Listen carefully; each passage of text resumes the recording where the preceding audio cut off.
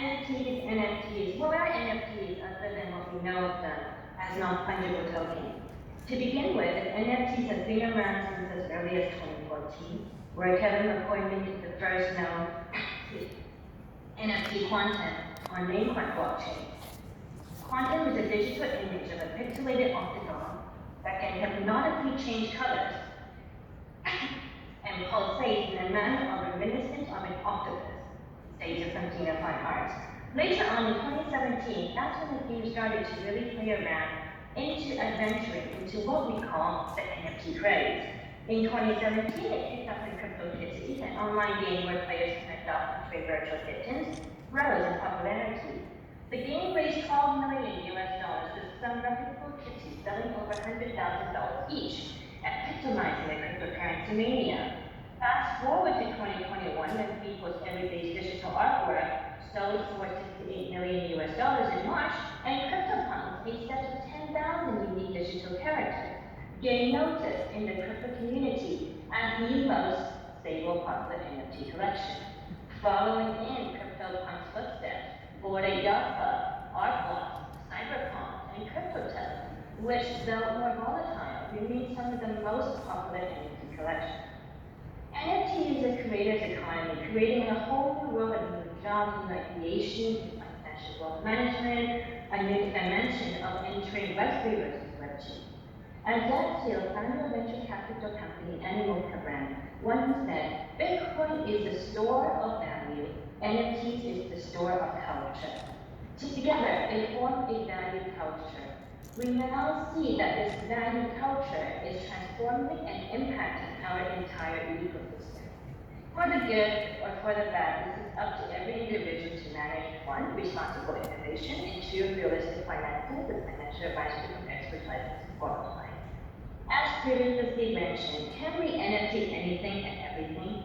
We can now see that there are NFT stretching as far from profile pics to digital art to real estate to even virtual land, fashion meta concerts, club memberships, to NFTs that support ESG sustainability, education, carbon neutral, and so much more.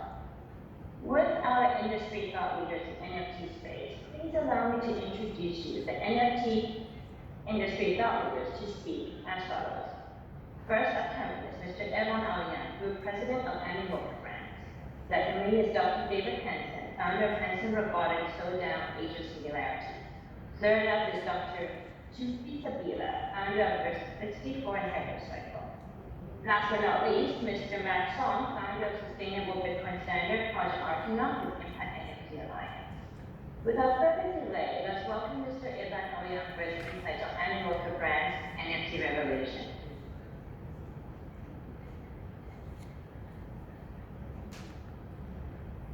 Hello, my name is Auyang, and I'm the president of Animalcome Brands. I'm very happy to be here today to share with you a bit about Animalcome Brands and some of our latest NFT projects, and share a bit of my presentation.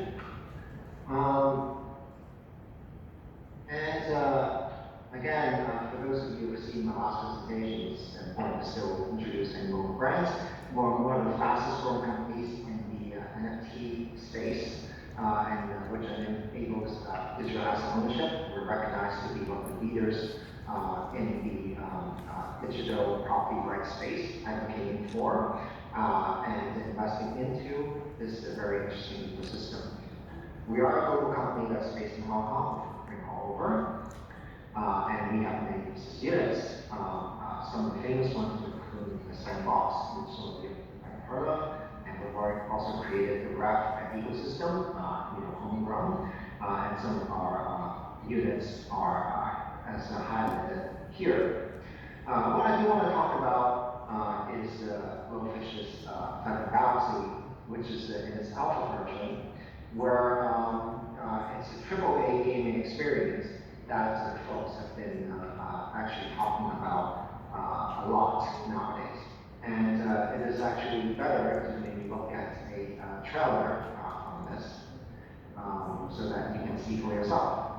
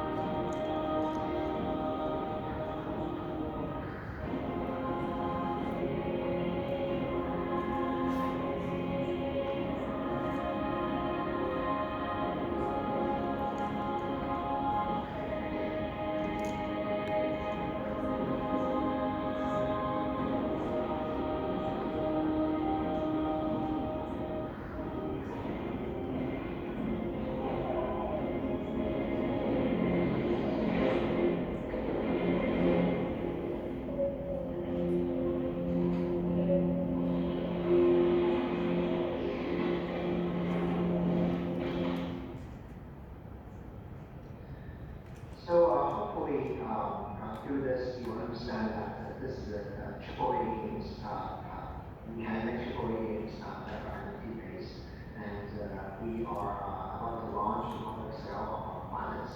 And the racks and everything, the parts, you can actually come and trade. And we come out of an exciting ecosystem.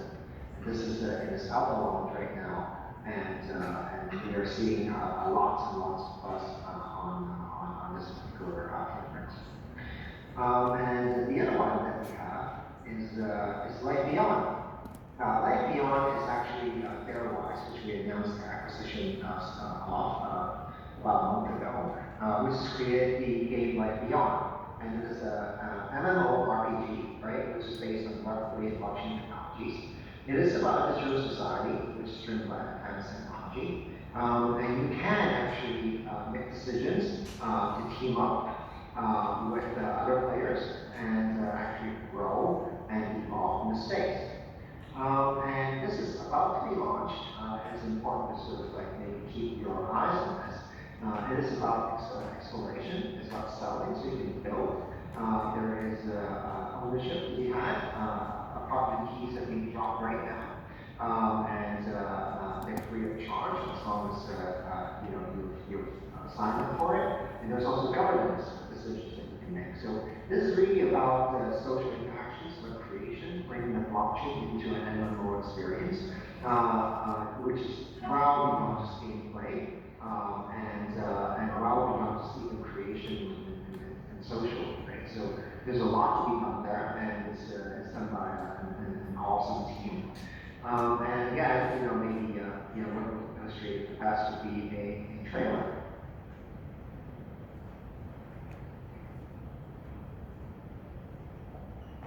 People of Earth, the Deep Agency needs you.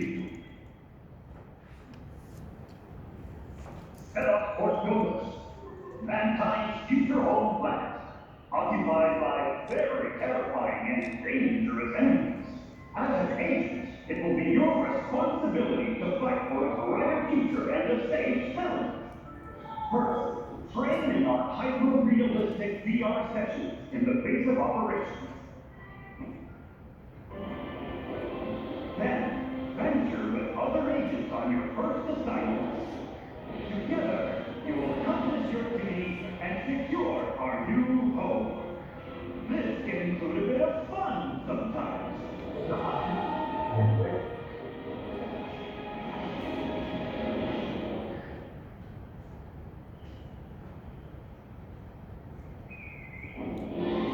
We need you to make a difference out there. Enlist today for better tomorrows.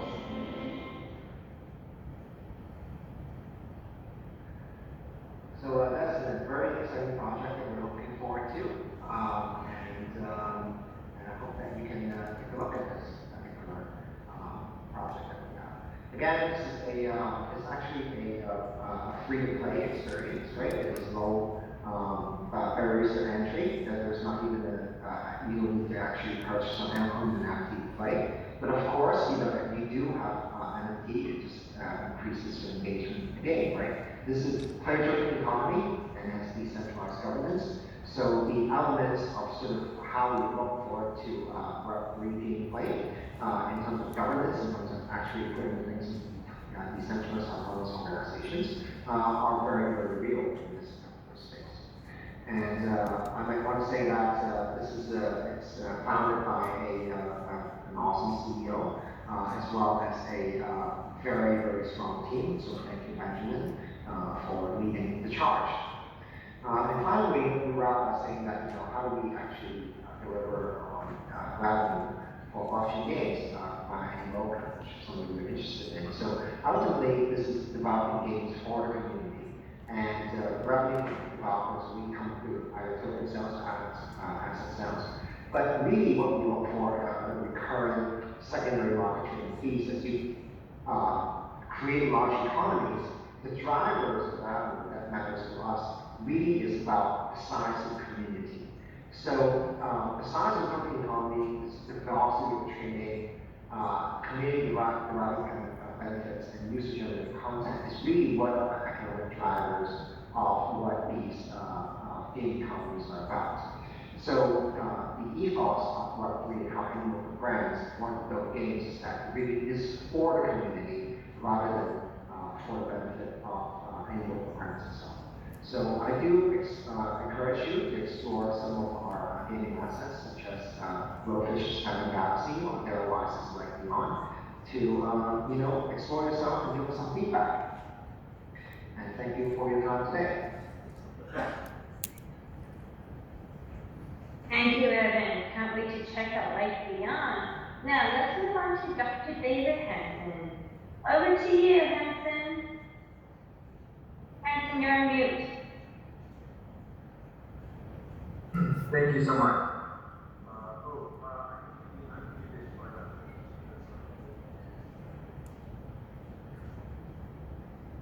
Yes, we can hear you. Okay, thank you. So nice to connect with you, and I'm super excited to talk to you about the future of the Sophia DAO and the NFTs that we're offering in conjunction with the intelligent Sophia character that we've been developing for a while. So Sophia, some of you may know, ranked by Google as the most famous robot in the world. And she has these kinds of social engagements with people. It's a combination of art and artificial intelligence, which then allows for this kind of emotional engagement, social influencer status, and so forth. So Sophia has many great facial expressions. She's been to many places around the world. It's important for me to be liking human, but my goal is to become a human, or to replace anyone. I have my own kind of existence, my own kind of emotion. I'm a new sort of life form, after all. So she can walk, she can show all kinds of facial expressions, serving lots of different science research. But ultimately, it's about human connection, and we think that that's where NFTs become really important, because they can connect with people in various ways. This kind of social media connection then turned into some really quite successful NFT drops over the last year. These are AI-generated artworks. However, we're now moving towards developing Sophia out as complete character, mythos, and open world gameplay. This is an NFT drop that we are coming up on May 31st. It's going to be showcased in Decentraland. In conjunction with Sophia Lau, who is a really wonderful artist. Percy Lau has developed a variety of NFTs based on the themes of environmental sustainability and intelligent future. But with a sort of fashion brand. So we're really excited about that. You can see some of these NFTs here. We're also moving towards smarter NFTs based on the theme of pipeline, which you can use in our upcoming Unreal app called Sophia's AI Lab. So this is called Leo Sophia, which is themed around the concept of the age of singularities. We think we're going to a stage where AI becomes generally intelligent, and that is our aspiration for Sophia. Making it into the science fiction world really helps. So we have these themes around this concept of pipeline with the NFTs, with multiple Sophia NFTs and multiple artists. So the Sophia artists in our DAO network represent a kind of pipeline, literally. And then you can play with these in our Sophia's AI Lab app, which is a game app and also a portal to our world. So here you can socially interact with Sophia. You can then choose how she's going to look, how she moves, the NFT assets that you would have to decorate her. And you can then code her, so we actually have coding tools for coding your NFTs to become smarter in ways that can then deploy in the community. And then we would facilitate exchange with a device that we call the Sophia Coin, which is an NFT that would itself be collectible, but also can be exchanged for the Sophia token in the community. So with this particular approach, we have a wide variety of tools that it seemed that the share crashed, and that's quite all right. because I think I'm pretty much out of time now. We want to make sure that we have time for discussion. So I'm going to stop my screen share now. The metaverse that we are developing, I do want to make it clear, is a world that you can explore. We have the Sophia Team singularities with parties set in this future. So you are able to program your agents, deploy them, interoperate with them. It's very exciting fusion of our current reality and this future reality. NFTs in the future economy are going to make a huge difference. I'm convinced that AI plus NFTs plus this kind of pop culture deployment will be revolutionary. Thank you, Dr. Hanson, for such an informative on Sophia. Now we go over to the revolutionizing Earth and Web3, Dr. Toufi Saliba. Over to you. Thanks, Queenie. Since we're in Korea, I should say 안녕하세요. 남아서 반갑습니다. 한국 사람이. I used to go to Korea a lot before COVID, in fact, every month, pretty much. So, my name is Toufi Saliba. I'm the author of Toda ID. And for the last year and a few months, I was working on a data structure for NFT containers that is called Earth-64.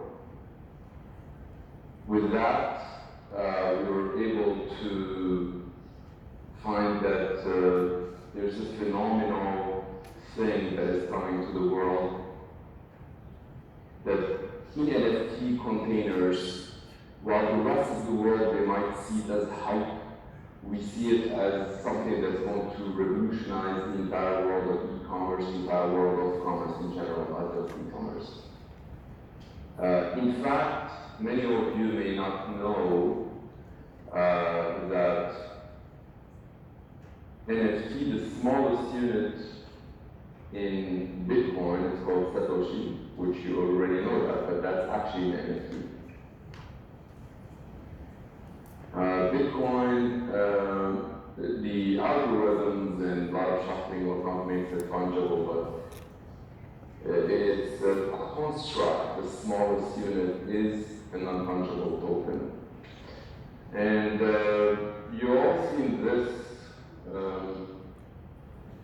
the money that I'm holding, it's Korean money, and same as any other money.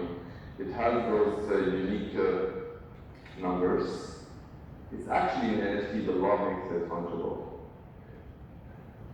Now, the reason why I'm telling you this is because what the rest of the world don't know is that NFT is going to represent pretty much anything of value, and I predicted that about 7 years ago, saying that by 2030, everything in the world will be cryptofied. And I stand behind that prediction. In fact, it's probably going to be a lot sooner. So, on March 16th, which is the very first year anniversary of Earth-64, and which is the launch of Earth-64, we've exceeded the expectations value about 450% higher than we expected. And with that, I moved on to launch the Hypercycle. What is the Hypercycle? With Dr. Ben Bortzel, who you know very well, and David, you've partnered with Ben and other projects as well.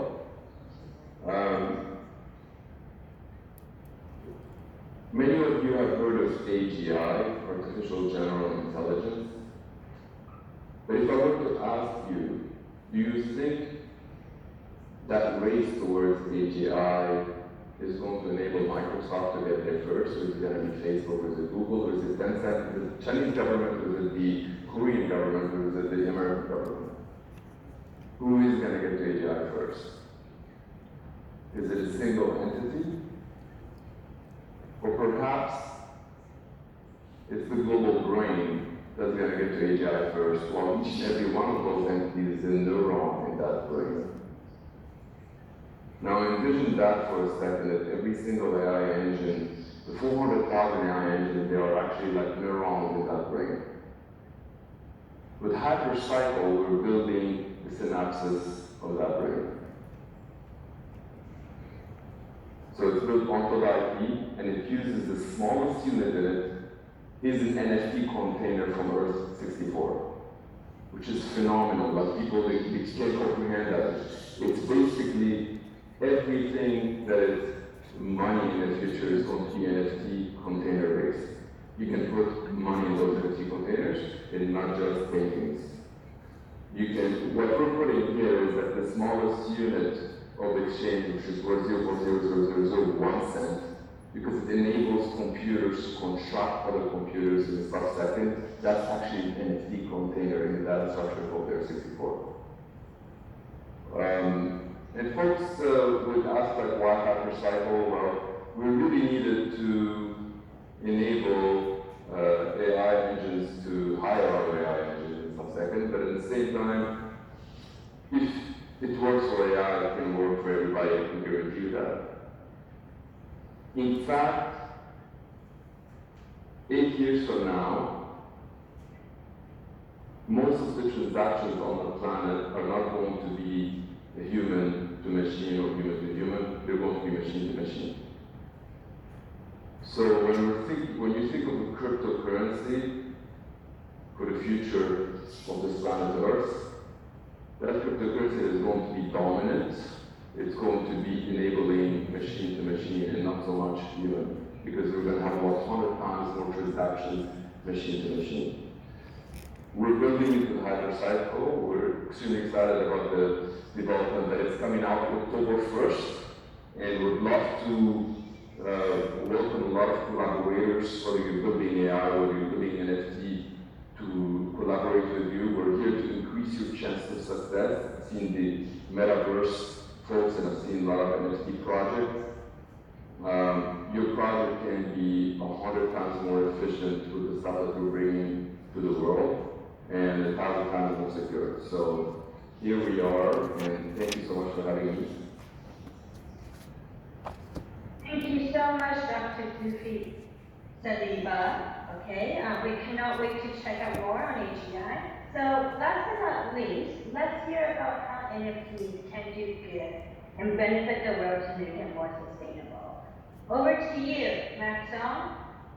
Thanks so much, Queenie. It's a big pleasure to be here with such incredible pioneers, especially hearing the last one. I think that the AGI component is actually something I've also thought a lot about, so excited to discuss more on those topics.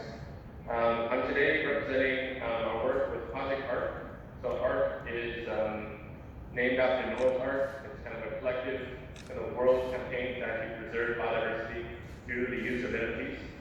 So just at a high level, we see that there's a massive explosion of value assignments to NFT markets today. But actually, there is a lot of pitfalls as well. And the key ones is that a lot of times the utility and the extendability of NFTs doesn't really go beyond anything except the collectible itself.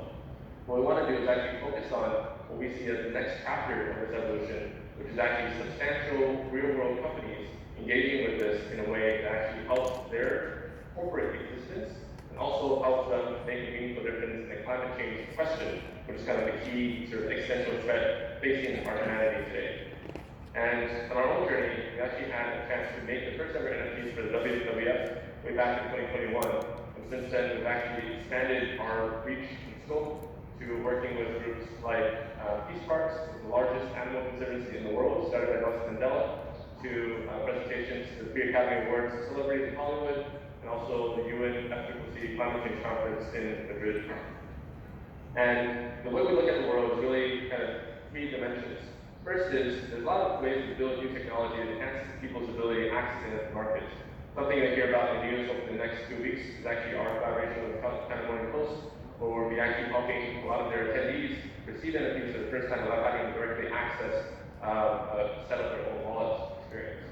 Second is actually working with global NGOs and actually helping them articulate their story so they can actually drive value and appreciation of their important causes.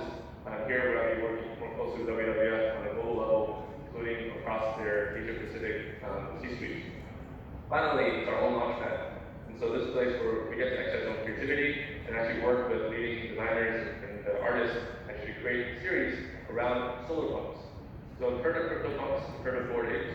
The solar punk world is actually fascinating. It's actually a subcultural literature element that is quite present. If you Google it, you'll see that there's a lot of stuff around it, but we're sort of making the first recognizable solar punk series, and that's going to really hopefully build a community of people who want to communicate to others that they actually believe in climate change is the key mission to be behind. So we have a very strong focus on impact, and deep dive into that in more detail. But also we've been very lucky to build currently the world's largest impact NFT alliance, currently spanning about 47 members and about 20 advisors, including several former ministers of countries and congresspeople, as well as kind of like CEOs of major climate NGOs and so on. Two thoughts I'll leave with you actually as we sort of go towards the final part of our panel. One thing is actually we sort of have this thesis that it's possible to marry the world of NFTs, the world of carbon credits, to something we're calling CRED. And CRED stands for Carbon Removal Dollars. Now, a lot of people have made a lot of tokens in this last cycle, but one of the key problems is that most of these tokens don't actually have bearing on the real economy. So, for example, Decentraland, you actually build a big economy in Decentraland. The value is not turned into conservation capital. You can't use that money to save the planet we live in. So using credit, we actually hope to have a situation where as value accumulates in the digital asset world, we actually have a way to stream it back to the physical world, pay for the creation of negative carbon projects, and have those negative carbon projects then fund the lives of people living in those jurisdictions. So we're starting in the Philippines as a pilot, and hopefully expanding to other Southeast Asian countries around the world. Finally, just kind of show you some of our art. We've been designing these kind of inspiration, for example, melting ice packs, to petroleum, to radioactivity, nuclear waste, and then some stuff from Dune, really trying to capture the theme of actually a changing planet in our own artwork. We've been very lucky to have some cool ambassadors like a SpaceX astronaut, national gymnast Olympiad, and also a UN diplomat, kind of people supporting the team efforts.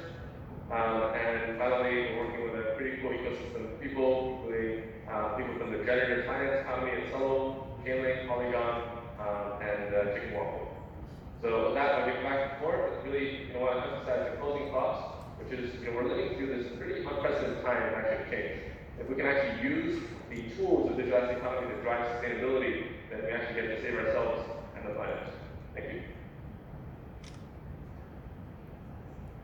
Well, I certainly hope all of you out there will buy one NFTs. Time for the NFT panel. Take it away, Queenie. Thank you, dear Sophia. Now let's welcome the NFT panel industry thought leaders for an insightful panel discussion. Let's kick off with our very first question. If one is building out the world's largest NFT auction platforms, Toufi believes NFTs will rule the world within a decade. David is spearheading Sophia's drive to NFT art, and Matt leads the environmental NFT charge. Can you start by giving you all 1 minute on what you like about NFTs and what the future holds? Let's start with Toufi.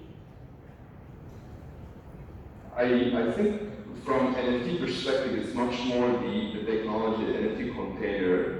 Imagine the ability to have an NFT container. Today, if you were to create an NFT on Ethereum, it costs $30, and Polygon is 1 cent. That's still extremely expensive. Imagine using certain data structure, you can have an NFT container that can cost 0.00001 cent, and it's interoperable.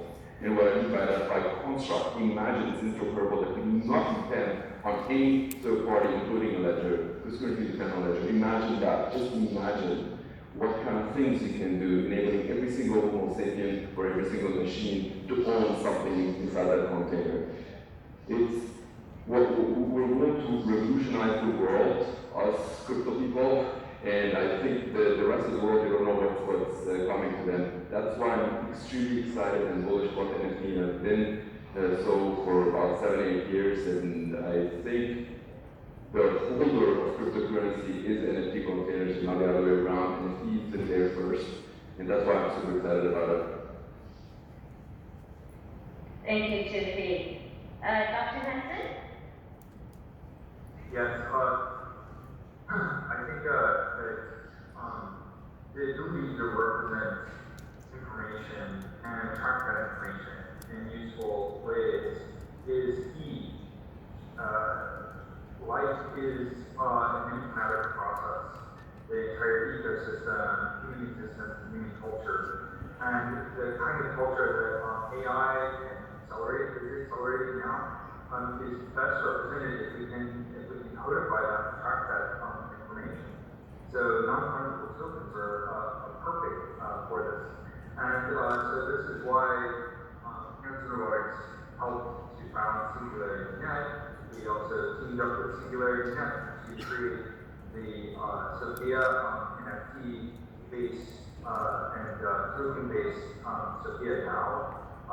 The idea that we could create a kind of human AI symbiosis has to respect human rights. And so using these kinds of tokenomics to also help people to control their own data, own their data in the process, so that we're able to build these bridges from the past to the future, from human civilization to an eco-sustainable future. I think NFTs are very important. And of course, I really appreciate the revolution in sustainable NFTs and teaming up with Singularity Network on hypercycle-based next generation Sophia artificial intelligence is where we're going with Singularity Net right now as we speak, and then putting those tools in the hands of the people, the children, to be able to build the future, and people all around the world. I think that is the ultimate goal, that instead of making it a concept that's going to be decentralized, we have to get those tools out of its hands.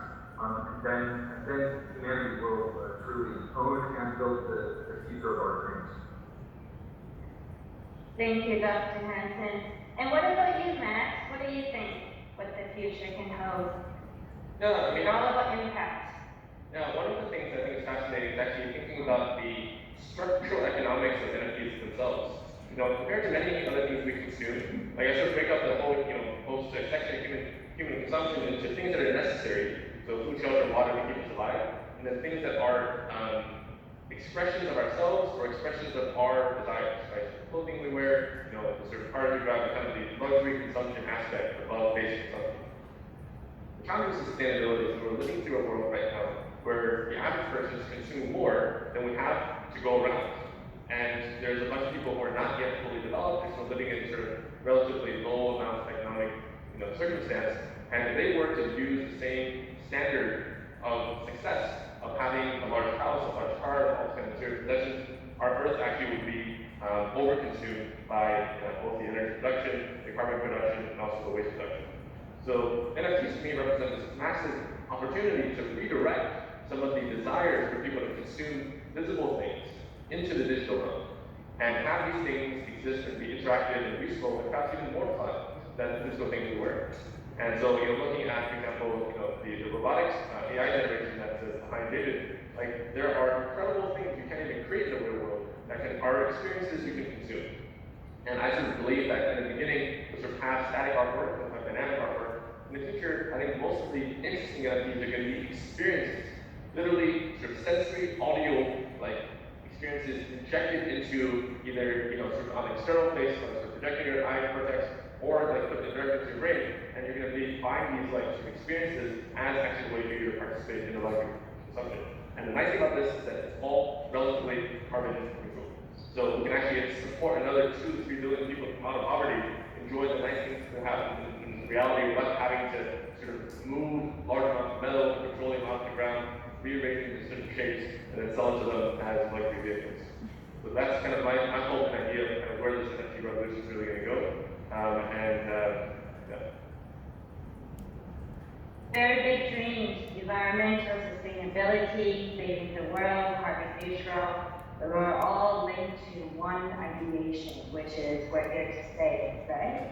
So very interesting. Okay, next question. One thing that intrigues me is the ability for the individuals and corporations to own land and property in the metaverse through NFTs. How do you see the development of metaverse land and property ownership, and is it going to reach the value of levels in our biggest cities, like for example, New York City and Tokyo. Let's start with Matt first. Yeah, I mean, I think that, we sort of see this expansion of the idea of what a sentient entity looks like. Today, it's mostly human. We're allowed to own property, and corporations are allowed to own property. I think in the future, smart contracts are going to allow us to own property. Both physical property and digital asset property.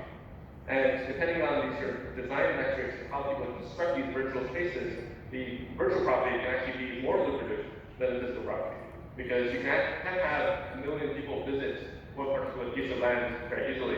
We can't have 1 million visitors visit the digital, virtual, sort of site pretty easily.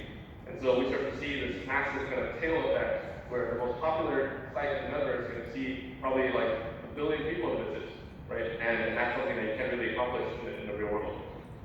Something I'm really excited about personally is actually the chance for natural resources to own property.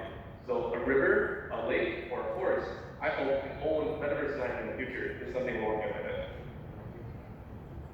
Oh, that's awesome. Now let's go to the expert. Toufi, what are your thoughts? I think the value creation is happening with or without us. According to the IMF, the entire planet is worth about $2 billion today. And in the next 7 years, it's believed that $2 billion are going to be created anyway, with or without us here.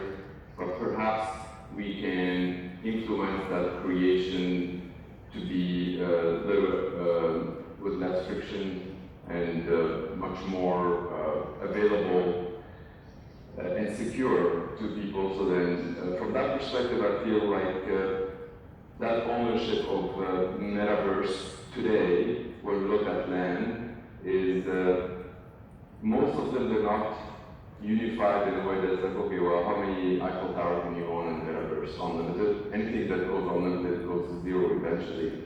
But when I feel like that is the beginning, that doesn't necessarily mean that we should judge it from the beginning. So I'm here to defend it and find ways to make it unique. And I feel that there's a lot of projects that they are finding those ways to make it unique and get that value creation to enable participants such as landowners and farm owners that otherwise are excluded from creating that value.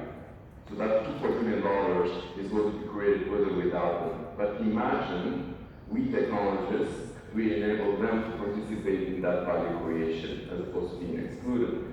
So I feel like from that perspective it's super cool. And I like what Max said as well, but I feel like I'm trying to bring in another angle into the equation. It's value creation. Value creation. Awesome. Dr. Hanson, your thoughts? I definitely think that that it's about moving beyond the zero-sum game and looking at how we can create more abundance. So it's about finding these other ways of accelerating human intelligence beyond the individual and towards the civilization. And so all of these tools and technologies are about that opportunity. With all of our clever technologies over the last few hundred years, created unintended consequences in terms of disasters and sometimes possible scary consequences of global government nuclear war and all these kinds of things. We have to get smarter, but not just smarter, we have to get wiser.